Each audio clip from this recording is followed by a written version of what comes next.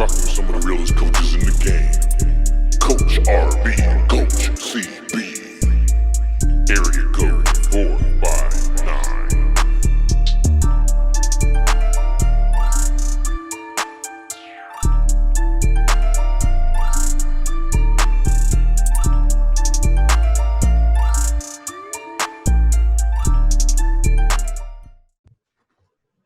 Welcome to the Area Code 459 podcast. It's your boy, Coach B. I'm here with my co-host, Coach CB. What's up, Caitlin? What's up, Coach? How you doing? Man, I'm just happy. I'm honored, man. I'm just ready to keep getting this thing going. But before we get started, let's go ahead and thank some people. Man, we'd like to give a shout out to East Bay, J-May Crafts, and In-House Inc. Couldn't have done this without them. They've done a great job of putting our logo together in our store, which is about to be available to all you guys that are viewing and listening. And also can't forget those that have supported us along the way, our friends, our family, and most importantly, God. Without that vision, without the support, we wouldn't have been able to get this off the ground. Awesome, man. We are at our last episode of Conceptual Origins of Success, the Soul and the Spirit. We have a special guest in studio tonight. Go ahead and take it away and tell us who our guest is, Caitlin. Man, I'm so excited to introduce our guest tonight. He's a Raleigh, North Carolina native. He graduated from Enloe High School, where he was named Cat 5 Player of the Year. He continued his career at North Carolina Central University, where he set many records. He won the NCAA D2 South Atlantic Regional Championship back in 1993. He was named the CIAA Men's Basketball Player of the Year and was inducted into the NCCU Athletics Hall of Fame in 2004. After graduating, he continued his playing career overseas, playing professionally in Indonesia and Israel, where he averaged 25 points and 5 assists per game. After he got done playing, he transitioned into coaching, where he spent 7 years in high school and then returned to his alma mater, North Carolina Central, as a coach. After recently reclassifying the program to be NCAA Division I, Coach Moton then became the head coach in 2009. He had a challenging first year, but has been able to turn the program around, and since then they have been able to accomplish 4 MEAC regular season titles, 4 MEAC tournament championships. He has been able to win 11 Coach of the Year awards.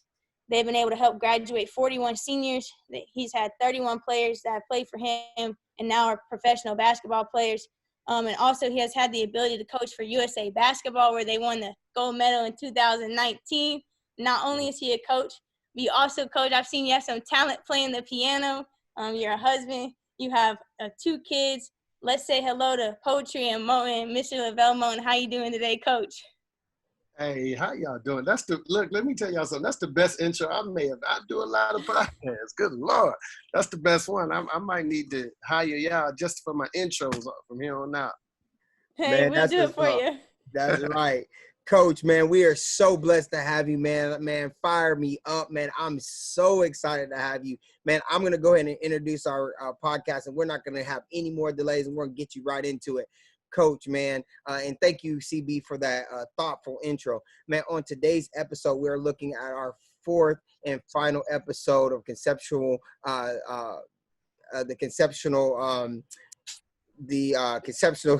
sorry. My bad.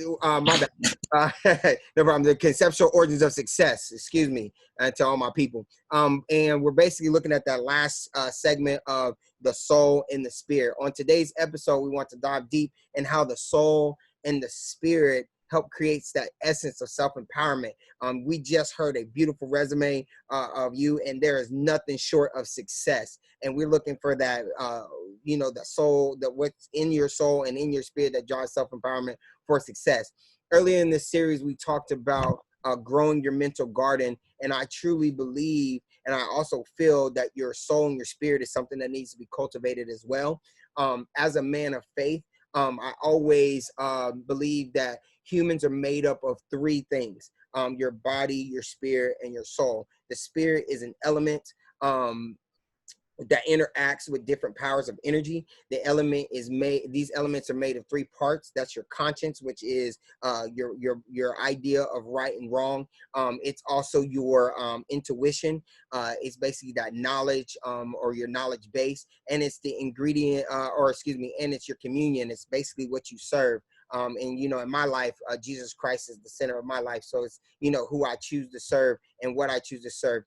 Each triggers and affects parts in your life. And the second thing that we're going to look at is we're going to also look at soul, because it's the ingredients or the aspect of your inner person.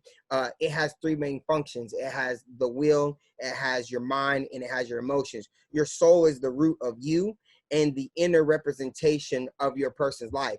This is the internal makeup that will carry you on past your physical state of being, and then hopefully will live on, right? When people talk about your soul, I had an old school grandma, and she used to tell me, hey, like, that stuff either hurt my soul, or, hey, your soul lives on, your soul's important. Don't sell your soul for this.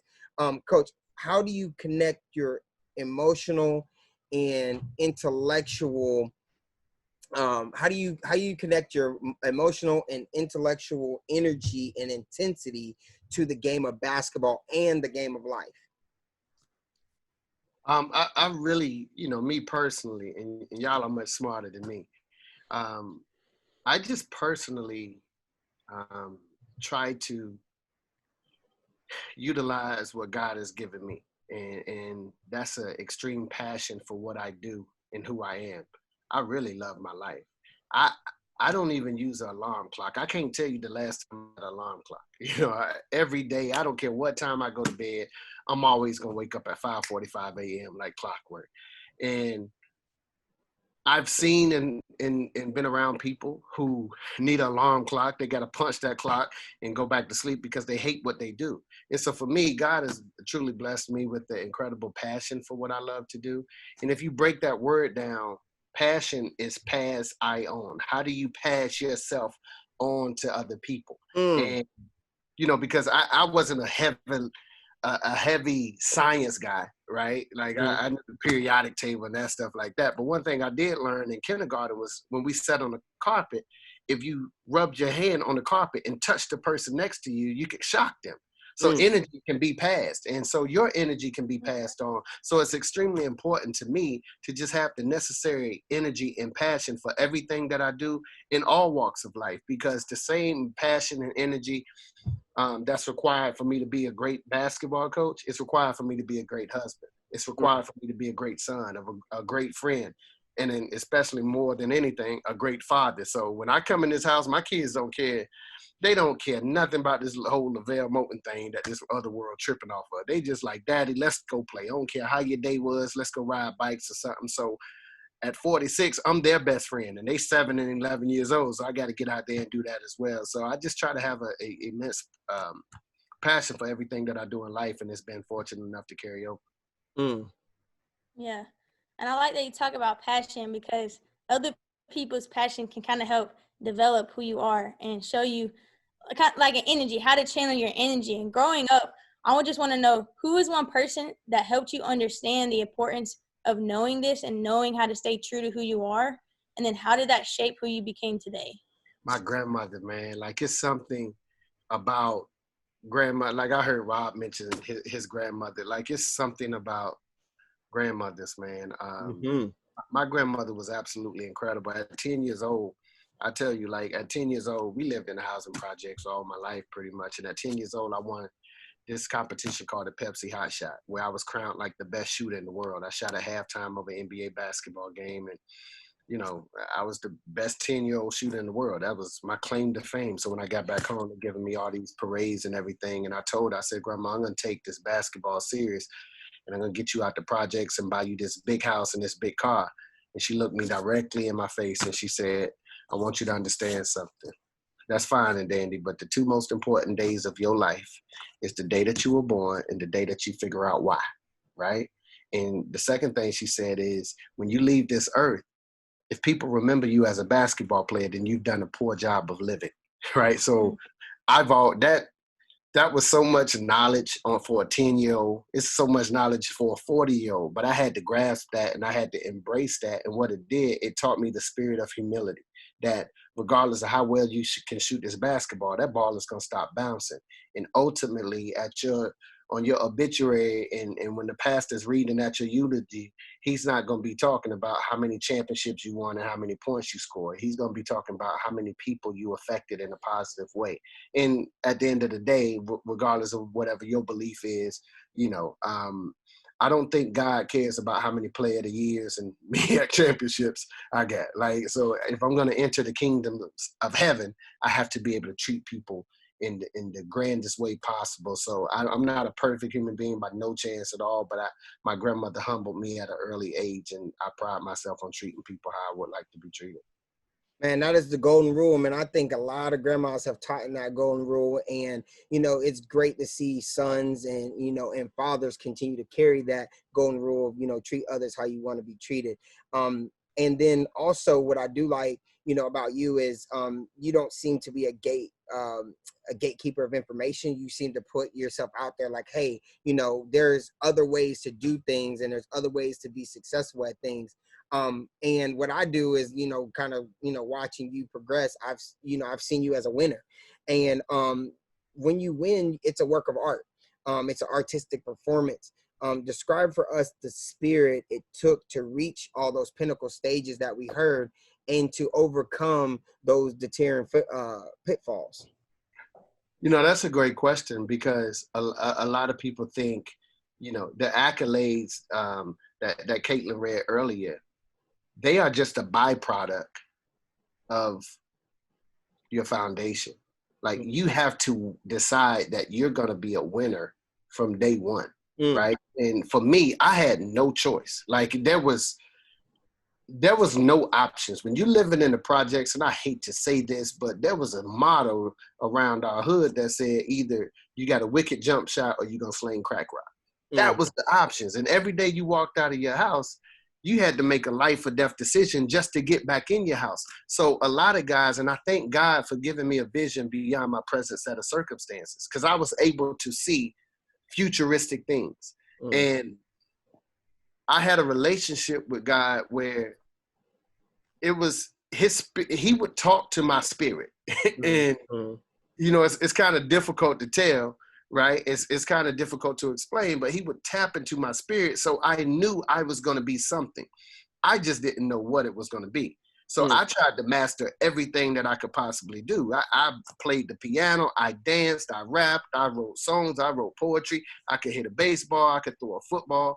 Basketball was the least favorite thing that I was willing to do. I just happened to gravitate towards that because the girls liked it a little more, in all honesty. But my thing was, I had to become a winner at an early age, and because I had to get my mother out of the projects. And I knew that at 10 years old, the financial responsibility in my family was going to be depending on me to do that at that early age. So I couldn't play any games. I had to decide I was going to be a winner. And that attitude, I've taken that in every aspect of my life, right? When I was 10 years old, I got suspended from the boys club because I lost in a pool game and I broke the stick. I would go crazy because it wasn't just a game for me. It was more than a game for me. And so a lot of people didn't understand how to take that. But those Michael Jordan stories and Kobe Bryant stories you hear about how competitive they are, that's how I was. And that's how I am right now. And I just had to learn to channel it in the right direction. So the accolades is just a byproduct of me deciding I wanted to win for myself and my family at an early age. Yeah. And I know growing up in that environment can't always be easy. And a lot of times, like, one of my favorite people to listen to is Inky Johnson. And I remember the story he said was when he went to high school, they asked him what he was going to do when he graduated. He said, I'm going to play D1 football. And they said more like cell block D1. Right. And a lot of times people's words you can tend to internalize them and allow that to shape who you are. Mm-hmm. How have you, growing up in the environment you did and now being who you are today, how did you not allow people's words to have a stronghold in your life? And then how did you create your own identity? You know what? That's an incredible question, because truth be told, when you're growing up in the projects, it's almost like this 4-block radius. And it's subliminally, it affects you directly, indirectly every single day, because it's a 4-block radius. It's these big barbed wire fences. And it's almost like, are these fences here to keep us away from the outside world or to keep the outside world away from us? Right. Regardless of what it is, these images that's around me is letting me know I'm not good enough and I'm not worthy enough to other people in their eyes. I got roaches, I got rats, I'm on welfare. It's dope, it's crack, it's cocaine, it's pimps, it's hustlers, it's prostitutes.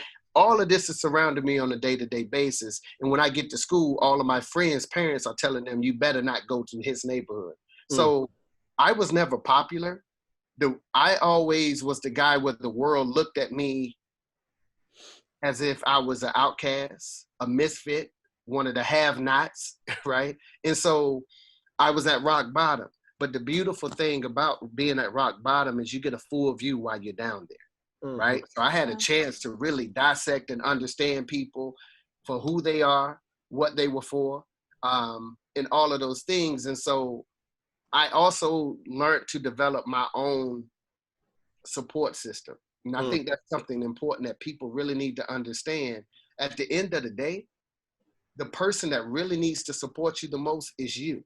And so I was left out there on the island when no one supported me at an early age outside of my mother and my grandmother and that stuff, that I had to become my own biggest cheerleader.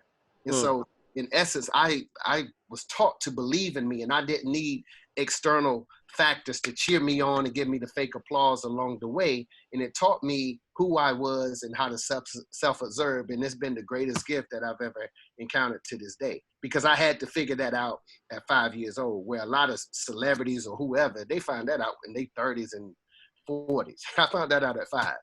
Right. And that's amazing that you talk about building your own support system, because, you know, as we do give respect to grandmothers and mothers, we know that they struggle in some day-to-day things. You know, I actually went through something similar when I was younger. You know, I was actually in an abusive home, and it was my grandmother that got me out of that in the middle of Gary, Indiana. So if you want to talk about, if you want to talk about a hood, man, you talk about, yeah, that's Michael right. Jackson, Glenn Scary, Rock. that's right. Scary Gary. But Coach, I think that your teaching and coaching is so strong, and even the nuggets that you're giving us right now is big. How has coaching at a historical Black college like North Carolina Central connected you to the purpose of your community? Because a lot of your players, you know, might see those things that you're talking about. You know, how has that, you know, helped your purpose within the community of North Carolina Central? You know, for me personally, you know, obviously the environment in which I come from, you know, in Raleigh, North Carolina, I was surrounded by 2 HBCUs. And the crazy thing is most HBCUs are surrounded by a community that parallels their morals and values and beliefs. Like it's just, you go to any HBCU in the country, surrounding that community is something where it's going to be a record store, it's going to be a barbershop, it's going to be our culture all around. And so my thing was, only in 40 years, only 6 kids from my neighborhood went to college. In 40 years of that project existed, right? And 2 was from my mother's house, me and my oldest brother. And so I was extremely fortunate and blessed, not only to make it out, but have access, greater access than most people had an opportunity to have.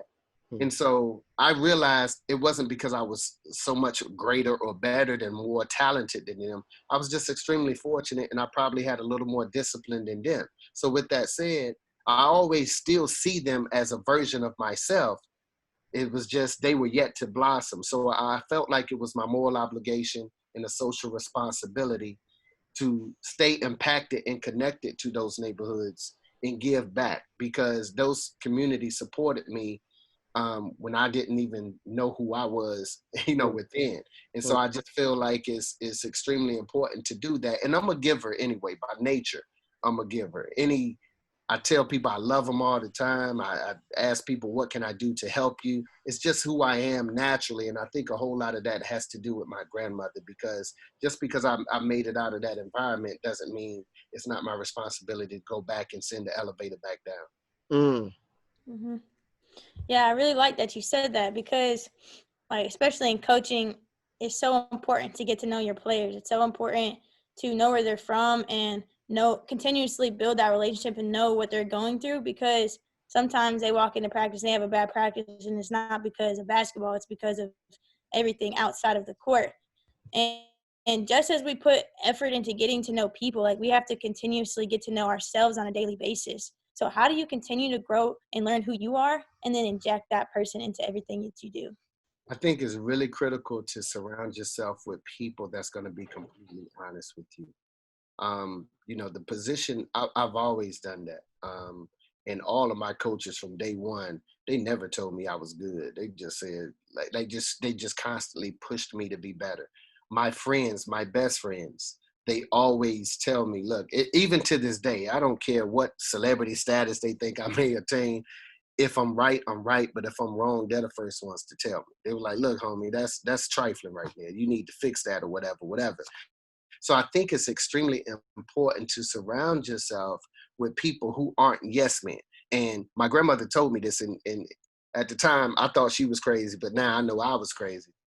She told me when I was young, you only get 7 dear friends in your life, 7 people that truly love you in your lifetime, right? And she said a lot of people are going to come and go, but once you find those 7 true people that's going to love you in their life, in your lifetime, you'll know a lot of them love you because they can look you directly in your eye and tell you the truth. So I've always tried to be a truth teller, live it, tell it, and also take it and embrace it, you know, from people that surrounded me. So I surround myself with people that have no problem telling me how they feel. And if you ever meet my mom, you will know, like, she still think I'm a 10-year-old kid who need to go clean up his room and make up his bed. So she don't care nothing about this whole celebrity thing. She just keeps it which I would say 100 at all times. Right, right.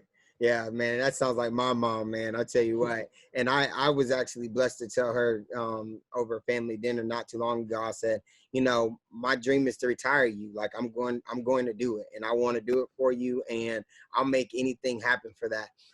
And I get that from, you know, people that I surround myself with. You know, like you said, you only have 7 good friends, and you can't surround yourself by people that's always going to tell you yes. They're going to actually tell you no, and they're going to actually critique you to make you better. I call those men around me, I call them soul brothers. So I think you one of those, you know. A soul brother is a unique term in the African American community. How do you embody that essence of soul and pride in your daily life and in your daily life, you know, with family, with friends, you know, with your program?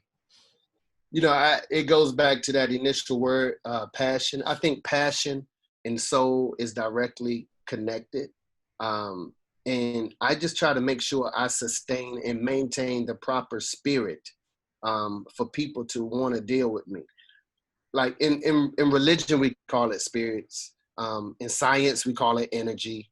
In the streets, we call it vibes. But whatever name you want to utilize for it, you as a human being project and carry that energy with you. And I want to make sure when my energy is matched with someone else's energy, it brings a smile to their face. And it's just as simple as that for me. I think that phrase was coined by James Brown in the late 60s, you know, soul brother number 1 and, you know, the godfather of soul and so on and so forth. But when you're talking about soul, the one thing that comes to mind with me is the spirit and the energy of that person, right? We may say we have some incredible soul singers, and you look at Mary J. Blige, Aretha Franklin, you know, Teddy Pendergrass, those guys, they were known as soul singers, and that's because they put when they sing, you feel every emotion, you know, exiting their body, right? You know, connecting with you, and it's so infectious. And so I truly can't sing as well as them, but I just want my spirit to be able to connect and bring a smile to people's faces, because energy don't go nowhere. See, it's just transferred from one force to another. Right? We all been around that person. Like, we see somebody come, like, oh Lord, here he goes. Like it messes up. Or your phone rings and you just see their name, you be like, oh, what this dude? You know what I'm saying? Like it's the same, because they have a bad energy and they have a bad spirit with them. I wanted to be the antithesis of that and brighten people's day. No, I think that's so important, and especially like you're being a father, and I work at the community center in Pensacola, and now I'm working in Atlanta with kids still. But it's so important to keep those high energy people around, and kids are those people. You look at them and you're just like, dog, you've been running from 6 a.m. to 12 p.m. at night. How do you still have this much energy? Like, go sit down and do something else, you know? And In Right. Matthew 18, the Bible tells us that the greatest in the kingdom of heaven is a child, because a child lives with such an innocence and such a carefree spirit about them. And as we age, we tend to forget that. We tend to forget to still live with that carefree, that innocence, that like happy-go-lucky, that joyful spirit about us. And how do you, as you continue to grow and continue to age, how do you embrace that inner spirit, and how do you get back to that when times are hard or when times are difficult, and not allow the weight of the world to take away that joy and take away that carefree spirit about you? Because regardless of how the world sees me, I always see myself as a 4-year-old kid whose father left him, right? And feel like he has the weight of the world on his shoulders, and he has to make it for his family. And when times get rough, I tap into that little boy. When I look in the mirror, yes, I'm a grown man, but I'm looking through my eyes and the windows of my soul, and I'm seeing the spirit of a kid that was broken. And the only way to make that kid smile, you know, because every grown man is just a little boy inside of him. That's why we silly acting and whatever. So the only way to make that kid smile is to go back into the foundation, right? I was watching my son play the other day, and I was like, wow, this is unreal. I was driving to my mother's house, and my son and my daughter was in the back seat, and he fell asleep like it was a weird position, but he was just knocked out. And I was like, that's it. That's it right there, because he has no worries, right? And so we go to sleep as adults with all these worries. We can't even sleep. We tossing and turning in the middle of the night. My goal was to go to sleep like him, right? Because that meant the things that I'm so worried about and I allow to consume my mind, I need to let those things go. And the way I do that is just to tap back into the little boy in me and have fun. So I play video games with my son. And when I walk in the house, as soon as I walk in the house and they hear the alarm, that chirp, chirp, they know that instantly starts a game of tag. So when I walk in my house, they're already hiding and I got to go. You know what I'm saying? So those are the things that, regardless of what I do, I still want to enjoy my life, because life is short and it's a precious time that needs to be enjoyed. Man, Coach, that is so strong. That's so awesome. And man, I look forward to that one day, man. Just walk in the house and say, you know what? Put my hands up. I'm coming to get you, man. So I'm always encouraged by a lot of the things, because you, like I said, you're not a gatekeeper of information. So you do not only you not only like, you know, encourage other coaches, you know, in their craft, but you also encourage them as men as well. So I think that's kind of cool that, you know, people can see that side of you and that real side of you. How do you encourage self-empowerment in your program like that? Like when you are talking to your players, you're saying, hey, I don't want you to be the man I talk about. I want you to be the man that you see and that I embody. How do you embody that empowerment in your program? How would you breed that in a young person looking to create self-identity and value in their life? Well, I think the first thing is you have to be truthful with them in hopes of them finding their truth from within, right?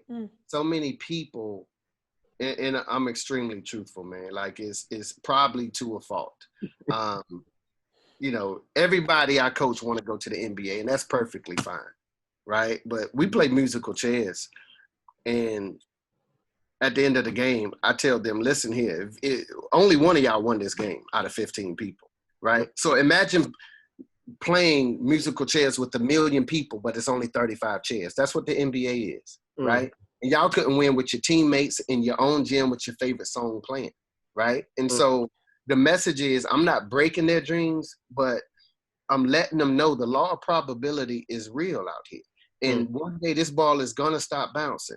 And so that's why I'm asking you to go to class. That's why I'm staying on you in order to become a man and a future husband and a head of household. That's why I'm never satisfied, because I'm not going to allow you to have a 2.0 and you graduate thinking you've accomplished something. That's one of the biggest tricks that the devil ever pulled, because a lot of us are first or second generation graduates in our families. So just to graduate was an honor.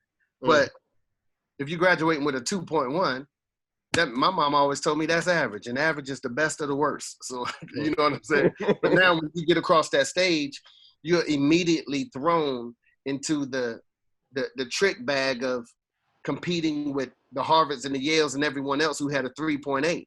And so that's the perfect model of how you go to college, don't take care of business, the ball stopped bouncing, and now you're back working in a warehouse or, you know, whatever, doing a blue collar job, as opposed to achieving your dreams. So I'm always completely honest. And I think once you're completely honest with them, then they can find the truth from within their self.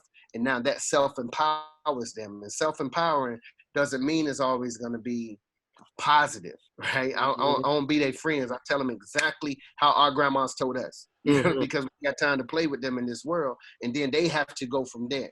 And coaching is a thankless job, so they're never going to figure it out right then.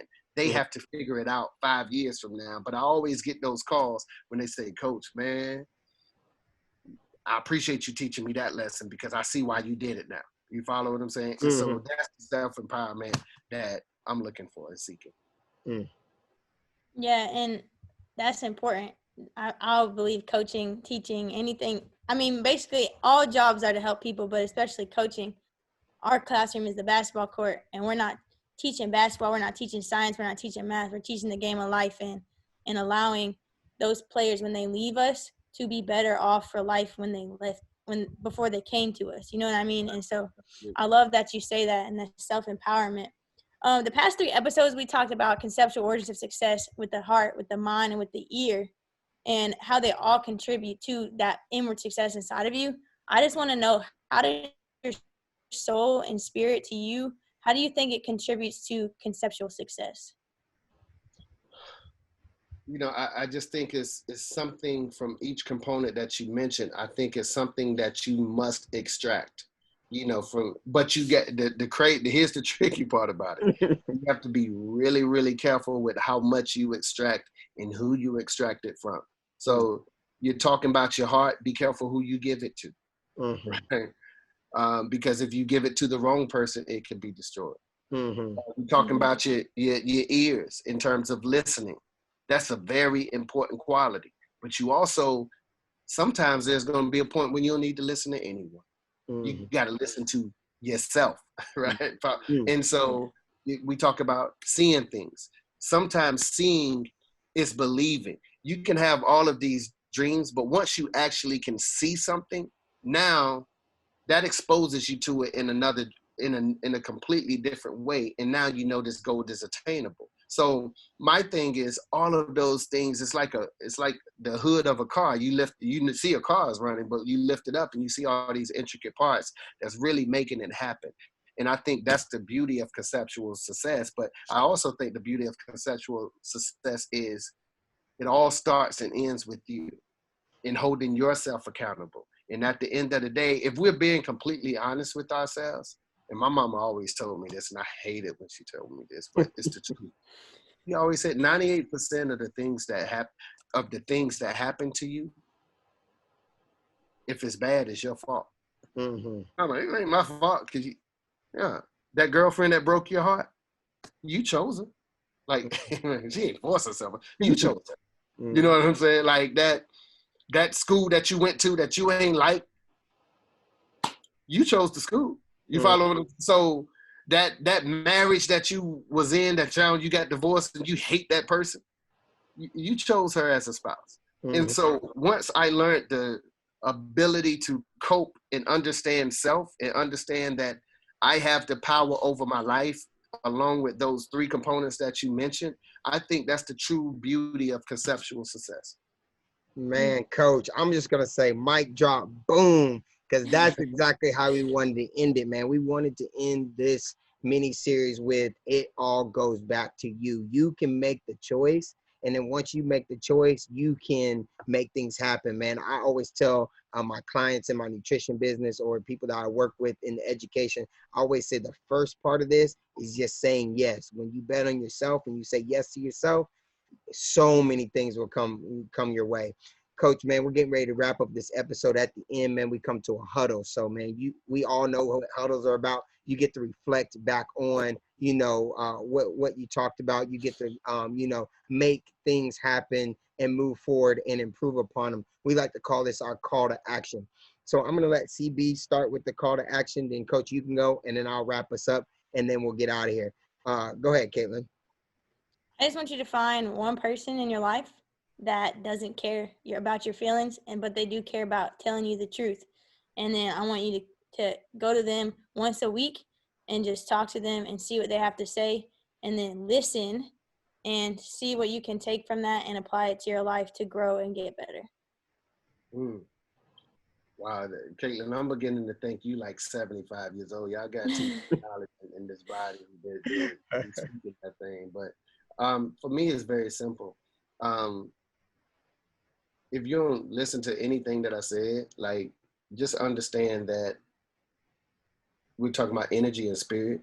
I think you attract a reflection of yourself, right? So whatever is presented in your circle, that's the vibes that you are giving out to attract that, right? And if it's positive, you got to put out positive vibes. If it's negative, you got to stop putting out negative vibes. And at the end of the day, you attract a reflection of yourself, man. So self-improvement and self-accountability, that's the ultimate component to navigate yourself through this world and become successful in everything that you wanted to be. Man, that is great, man. My call to action is really simple. Besides following Coach Levelle Moton and, just following his track and just finding the man that you want to emulate, I want you to go back to the base. And I actually tried this about 3 months ago, about 90 days ago, man. And this 90 days have been just a whirlwind of success for me. So I want to go ahead and give this nugget out. Wake up every day, smile. Place your feet on the ground and give thanks, period. It's that easy. Wake up every day, smile, place your feet on the ground and give thanks. Say thank you for whatever it might be. Because I'm telling you, if you could do that, you clear your mind, you clear your heart, all right? And then you open up your ears for an opportunity that might come your way. Coach, once again, man, we thank you. We appreciate you. Man, we're so blessed to have you, man. You dropped some awesome gems for us. We're going to end this with our mottos. Coach, we're going to let you take it away first. What is something that you tell your players or tell your family when you leave or when you have to basically get out of there? What is something you leave them with? We, not me, right? Be concerned about the people around you and not yourself. And once you make them better, then you instantly become better. Like it. Caitlin, you can go. Let's just get 1% better every day. All right. And I'm going to end with, man, let love be the frequency. 459 was created to boost up this culture of love and breed self-empowerment. Coach B loves you. Let love be the frequency. Y'all have a wonderful evening. We'll talk to you later. Peace. No doubt.